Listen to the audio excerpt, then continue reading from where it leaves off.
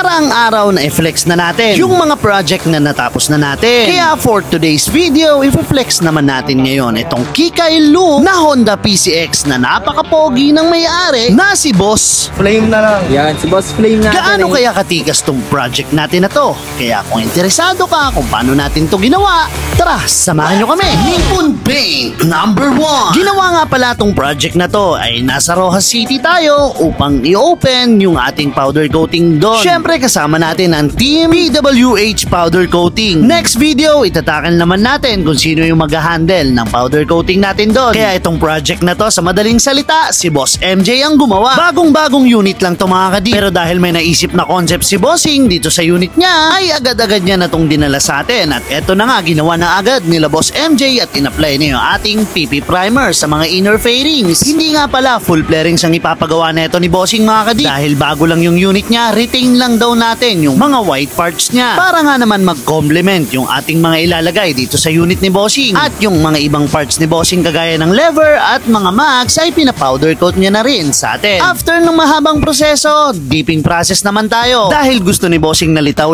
pa rin yung pagka-pink na mga inner fairings niya at maging elegant look yung kalalabasan ng project natin. Dahil may sinend si Bossing na example dito sa atin na dapat lumabas din dito sa project natin na to, syempre para makuha natin yung gusto ni Bossing. Medyo pumutla lang tayo ng kaunti, pero dahil picture yan, hindi talaga yan may iwasang hindi maging sakto. Next panel, flooring uli at sabay na sila dito ni Boss Rodel maglulubog. Masasabi kong approved dahil Boss MJ at Boss Rodel yan eh. Mukhang kailangan ko na magtayo ng panibagong branch uli. Pagkatapos nilang ilubog, syempre kailangan nilang hugasan yan para mawala yung mga residue ng ating film. Tapos i-apply naman ni Boss MJ ngayon yung high solid clear natin na Nippon Paint. 2 to 3 coats ang i-apply ni Boss MJ dito dahil yun yung bilin ko at standard na ginagawa namin dito sa Polworks Hydrographics. Pumasa kaya tong gawa ni Boss MJ sa client natin. Kaya nga't interviewin na natin para may flex na natin yung unit ni Bossing. Bossing natin, Boss, ano pangalan mo ni Bossing?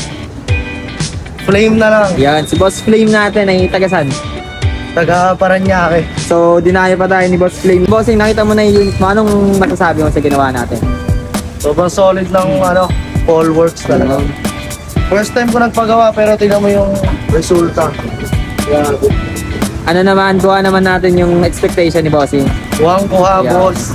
Kailangan lang ako mga iba-ibahin pa. Mukhang nadadagdagan na yung ano sa motor. So, Bossing, kung i-rate mo, syempre, out of 10 lang. 99 over 10. Sobra pa, no?